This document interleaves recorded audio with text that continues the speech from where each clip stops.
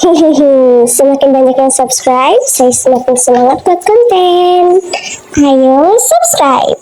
Pada 19 Februari tahun 2013, mayat seorang pelajar University of British Columbia telah dijumpai di dalam sebuah tangki air yang terletak di atas bangunan Hotel Cecil, Los Angeles. Mayat yang dikenali sebagai Elisa Lam itu dijumpai oleh pekerja hotel yang kebetulan pergi memeriksa tangki air selepas mereka mendapat aduan daripada tetamu hotel mengenai masalah bekalan air. Sekitar bulan Januari tahun 2013, Elisa telah memulakan siri penjelajahannya yang dinamakan sebagai West Coast Tour di San California, Amerika Syarikat. Pada mulanya, ibu bapak Elisa berasa berat hati untuk melepaskan anak perempuan kesayangan mereka itu pergi. Namun, mereka berdua telah diyakinkan oleh Elisa bahwa tiada apa yang patut dirisaukan. Rancangan asal Elisa adalah menyinggah di San Diego, Los Angeles, Santa Cruz, dan San Francisco. Bermula dengan percutian di San Diego, Elisa telah melawat zoo sambil memuat turun gambarnya di laman media sosial. Bahkan, dia sempat untuk berkongsi pengalamannya itu pada laman blognya. 26 Januari tahun 2013, Elisa kemudian menjejakkan kaki ke Los Angeles dan seterusnya mendaftar masuk penginapan di Hotel Cecil. Elisa sebenarnya mempunyai rekod kesehatan yang kurang baik. Dia yang pernah didiagnos mengidap penyakit gangguan bipolar serta mengalami kemurungan. Telah diberikan 4 jenis obat-obatan, yaitu Wellbutrin, Lamictal, Seroquel, dan Effexor. Namun, mengikut keterangan anggota keluarganya, Elisa tiada sebarang rekod melakukan percobaan untuk membunuh diri. Selepas 5 hari bersiar-siar di sekitar Los Angeles, Elisa dijadwalkan akan mendaftar keluar dari hotel bagi meneruskan perjalanan ke lokasi seterusnya, yaitu Santa Cruz.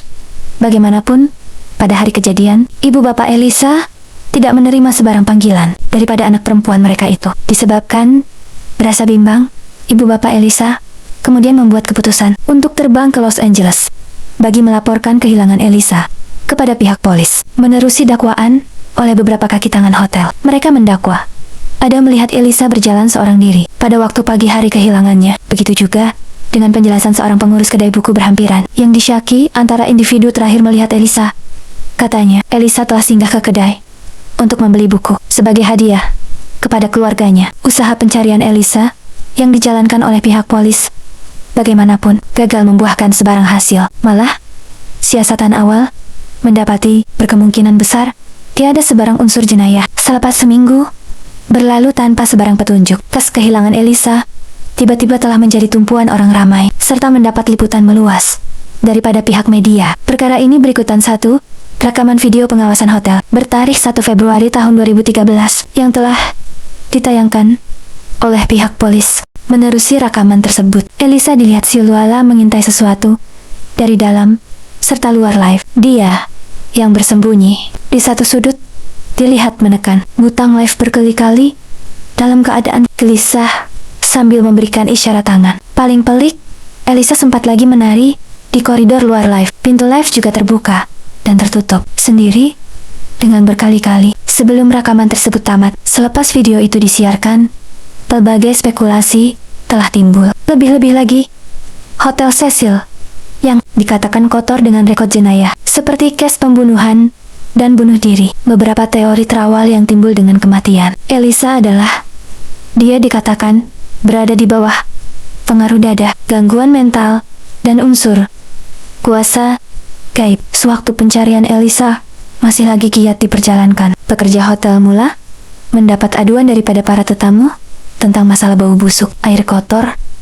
dan tekanan air yang rendah di dalam bilik air mereka. Pekerja hotel yang kemudian pergi memeriksa tangki air atas bumbung bangunan hotel telah menemui mayat Elisa dalam keadaannya terapung pada permukaan air. Penemuan mayat Elisa itu ternyata mencetuskan lagi kontroversi. Berdasarkan laporan bedah siasat, mendapati tiada sebarang kesan trauma, serangan seksual, penyalahgunaan dada, tiada juga tanda atau percobaan untuk membunuh diri. Punca utama kematian Elisa hanya disahkan sebagai mati lemas. Meskipun kertas siasatan dihentikan, masih begitu banyak persoalan yang masih belum terjawab. Antaranya adalah tangki air berkenaan yang telah disanggah pada blok simen. Tiada sebarang akses masuk, memandangkan pintu tangki terlalu berat untuk dibuka, maka adalah sesuatu yang agak mustahil untuk menutup-penutup dari dalam tangki. Itu belum lagi diceritakan tentang kawalan akses ke bumbung hotel yang berkunci dengan siap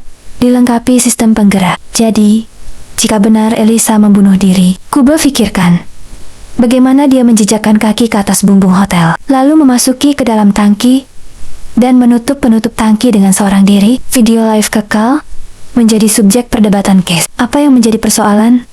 Adakah segala pergerakan aneh Elisa semasa berada di dalam live adalah disebabkan penyakit bipolarnya? Dari sudut lain, Elisa dilihat seolah berinteraksi dengan seseorang yang tidak dapat dilihat dengan mata kasar manusia. Boleh jadi, kemungkinan juga Elisa dikejar oleh individu tertentu. Adakah wujudnya orang kedua atau orang ketiga dalam case ini? Tidak mustahil. Video live tersebut telah disunting sebelum penyiarannya kepada pihak umum, memandangkan tanda masa yang agak kabur. Beberapa bahagian rekaman video dilihat bergerak secara perlahan dan hampir 1 menit dengan tidak ketara dibuang. Pada pertengahan video lagi menghairankan, blog Elisa tetap aktif untuk beberapa bulan selepas kematiannya. Namun, ciri-ciri auto-posting boleh menjadi jawaban kepada persoalan ini. Bagaimanapun, telepon Elisa tidak pernah dijumpai selepas kematiannya. Menyelusuri sejarah Hotel Cecil yang dibina seawal tahun 1920-an. Ini telah menjadi pilihan ahli perniagaan serta orang ramai ketika itu. Memandangkan kadar harga sewaan yang berpatutan, kebiasaannya ahli perniagaan akan menginap di hotel ini sekitar semalam hingga 2 malam. Pada masa yang singkat, Hotel Cecil telah mengungguli persaingan perusahaan hotel. Bagaimanapun, reputasi Hotel Cecil mula tercalar selepas terjadinya beberapa case pembunuhan dan bunuh diri. Fakta penting untuk mengatakan hotel ini pernah menjadi lokasi penginapan kegemaran beberapa orang pembunuh bersiri terkenal seperti Richard Ramirez dan Jack Underweger. Kisah Elisa Lam sebenarnya agak menyamai jalan cerita film seram tahun 2005 berjudul Dark Water yang merupakan remake daripada film Jepun tahun ke-2002 dengan judul yang sama. Jalan ceritanya mengisahkan Dahlia selaku watak protagonis utama telah berpindah ke sebuah apartemen bersama anaknya yang bernama Cecilia. Kedua-dua nama watak dalam film ini adalah sangat relevan. Black Dahlia adalah nama gelaran seorang wanita bernama Elizabeth Black Dahlia Morter yang telah ditemui mati dalam keadaan ngeri pada tahun ke-1947. Hingga kini, misteri pembunuhan Black Dahlia masih lagi gagal untuk diselesaikan. Habar angin tersebar luas dengan dakwaan bahwa Black Dahlia pernah menginap di Hotel Cecil sejurus sebelum kematiannya. Nama Cecilia pula merujuk kepada nama Hotel Cecil. Selepas tinggal di dalam apartemen tersebut, Dahlia telah mendapati kebocoran air hitam datangnya daripada siling bilik air, sekaligus membongkar rahasia ngeri seorang wanita muda bernama Natasha Rimsky yang lemas di dalam tangki air. Pemilik bangunan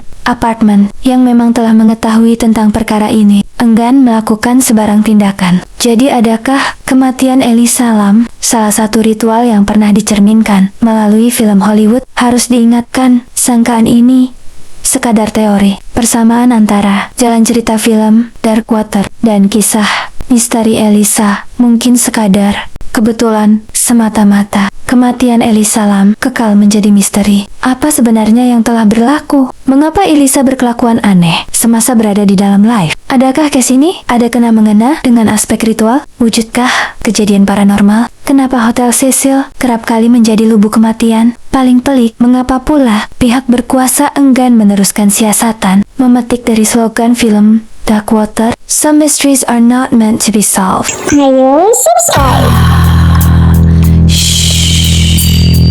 Dinding berbisik dalam kelam, ada mata memerhati diam, bukan bayang, bukan